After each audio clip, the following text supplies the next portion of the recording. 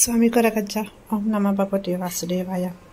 ನಿಮ್ಮ ಮನಸ್ಸಿನಲ್ಲಿರುವಂತಹ ವ್ಯಕ್ತಿಯ ಭಾವನೆ ಏನುಂಟು, ಅವರ ಮನಸ್ಸಿನ ಫೀಲಿಂಗ್ಸ್ ಏನುಂಟು, ಮನಸ್ಸಿನ ಮಾತೇನುಂಟು, ಅವ್ರು ನಿಮಗೆ ಏನು ಹೇಳಬೇಕು ಅಂತ ಇದ್ದಾರೆ, ಏನು ಹೇಳಲಿಲ್ಲ ನೋಡುವ. ಕೆಲವೊಂದು ಮಾತುಗಳು ಹೇಳಿದ್ರೆ ಅವರ ಮನಸ್ಸಿನಲ್ಲೇ ಇರುತ್ತೆ. ಏನನ್ನು ಅವರ ಇನ್ನರ್ ಹಾರ್ಟ್ ಫೀಲಿಂಗ್ಸ್ ನೋಡುವ. ಪ್ರಾರ್ಥನೆ ಮಾಡಿ ನಿಮ್ಮ ವ್ಯಕ್ತಿಯನ್ನು ನೆನಪು ಮಾಡಿಕೊಂಡು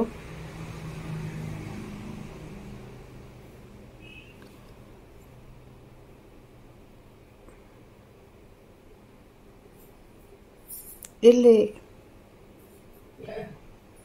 ನೀವು ಅವರಿಗೆ ಮನಸ್ಸಿಗೆ ನೋವು ಕೊಟ್ಟಿರ್ಬೋದು. ಸ್ವಲ್ಪ ಟೈಮ್ ಕೊಡಿ ಅವರಿಗೆ. ಏನಂದರೆ ಎಷ್ಟಕ್ಕೆ ಎನರ್ಜಿ ಉಂಟು, ನೀವು ತುಂಬ ಇನ್ನೋಸೆಂಟ್, ಅದು ಅವರಿಗೂ ಗೊತ್ತುಂಟು. ಬಟ್ ಪದೇ ಪದೇ ಕಾಲ್ ಮಾಡೋದು, ಮೆಸೇಜಸ್ ಮಾಡೋದು ಯಾಕೋ ಅವ್ರಿಗೆ ಇರಿಟೇಷನ್ ಆಗ್ತಾ ಉಂಟು. ಅವರ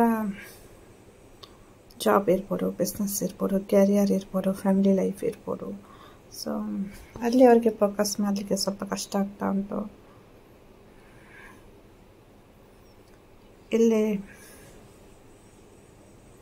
ನೀವು ತುಂಬ ಸುಂದರವಾಗಿರ್ಬೋದು, ನಿಮಗೆ ಅವರು ತುಂಬ ಅಟ್ರಾಕ್ಷನ್ ಆಗಿದ್ದಾರೆ.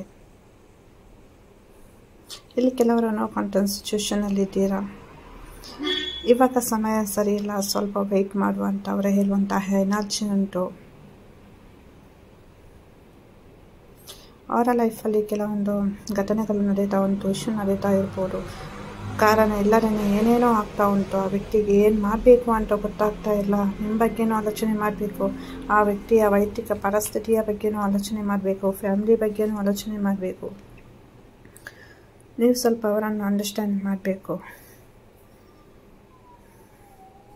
ನಿಮ್ಮ ಜೊತೆ ಇರಬೇಕು ಅಂತ ಅಂದ್ಕೊಳ್ತಾರೆ, ಆಗ್ತಾ ಇಲ್ಲ. ಇಲ್ಲಿ ನೀವು ಮನಸ್ಸಿಗೆ ನೋವು ಮಾಡ್ತಾ ಇದ್ದೀರಾ ಅವರಿಗೆ.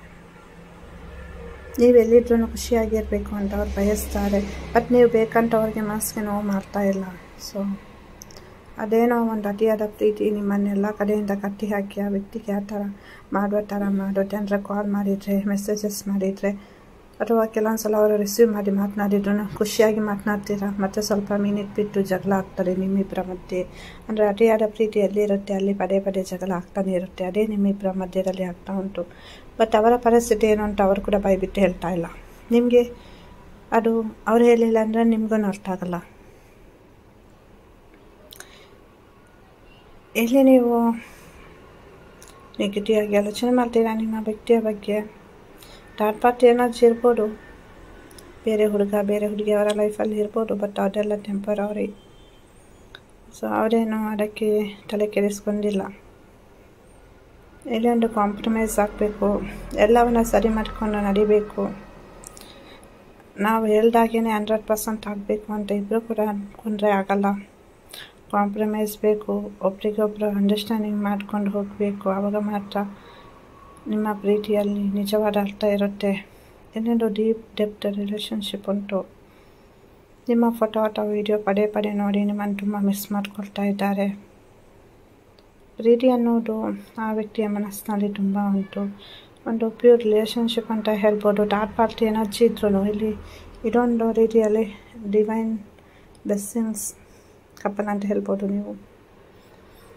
ಹಾಗಾಗಿ ಇಲ್ಲಿ ನೀವಂದ್ರೆ ಅವರಿಗೆ ತುಂಬ ಇಷ್ಟ.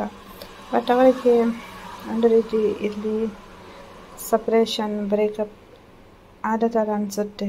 ಏನಕ್ಕಂದ್ರೆ ಅವರ ಲೈಫಲ್ಲಿ ತುಂಬ ಇಶ್ಯೂ ನಡೀತಾ ಉಂಟು. ಅದು ಸರಿಯಾಗಬೇಕು.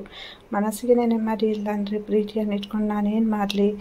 ಸೊ ನಾನು ಇವ್ರ ಜೊತೆ ಖುಷಿಯಾಗಿರ್ಲಿಕ್ಕೆ ಆಗುತ್ತಾ, ಇವ್ರಿಗೊಂದು ಟೈಮ್ ಕೊಡಲಿಕ್ಕೆ ಆಗ್ತಾ ಇಲ್ಲ, ಇವ್ರ ಜೊತೆ ಖುಷಿನ ಮಾತನಾಡಲಿಕ್ಕೆ ಆಗ್ತಾ ಇಲ್ಲ. ಏನು ಮಾಡೋದು ಬಿಡೋದು ಅಂತ ವ್ಯಕ್ತಿಗೆ ಗೊತ್ತಾಗ್ತಾ ಇಲ್ಲ.